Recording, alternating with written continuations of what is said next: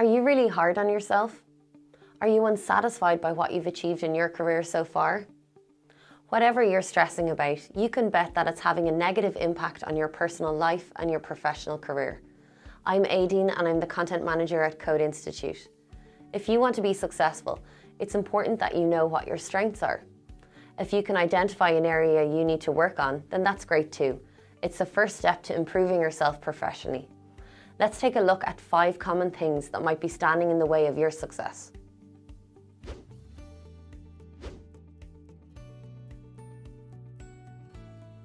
Number 1, focusing on your failures. Do you focus on your failures more than your achievements? When was the last time that you reflected on a past success? Research conducted by the Harvard Business School found that the negative effect of a setback at work had twice the impact on a person's happiness than the positive effect. Unfortunately, it's in our nature to dwell on negative criticism. Try and use constructive criticism practically. Take the feedback on board and then move on. If you find yourself obsessing over the negative, take a few minutes to remember your moments of success. This will undermine the power of any negative thoughts. Number 2, complaining becomes a habit. Do you complain a lot? Research has shown that complaining actually stifles your productivity, undermining your ability to perform a task to a high standard. If you want to excel professionally, then you need to change how you think.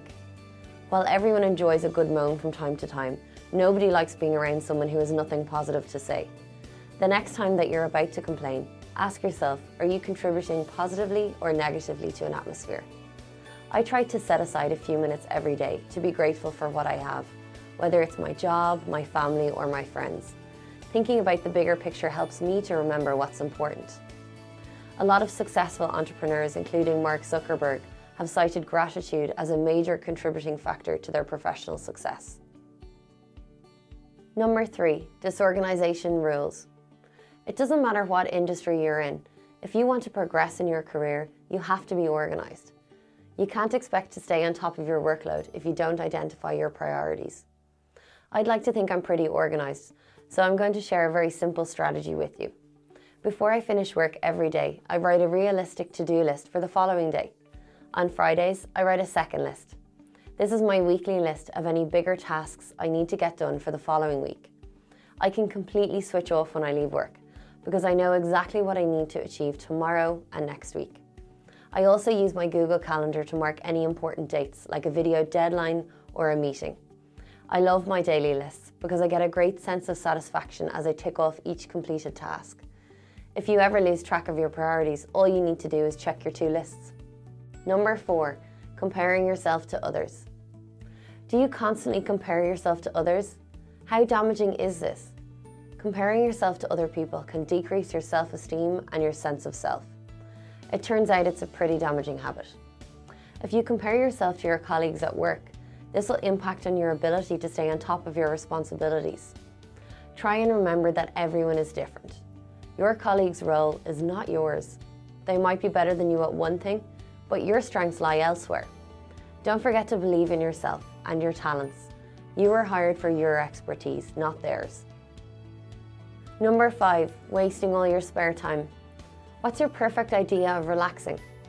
Your time off is essential for winding down and regrouping, so that you go into work refreshed and motivated. Do you spend a lot of time curling up in front of Netflix? I love my couch time, watching a series or a good film, but this year I've made a new promise to myself. I'm limiting my TV time every week so that I can focus on hobbies that make me feel happy and productive.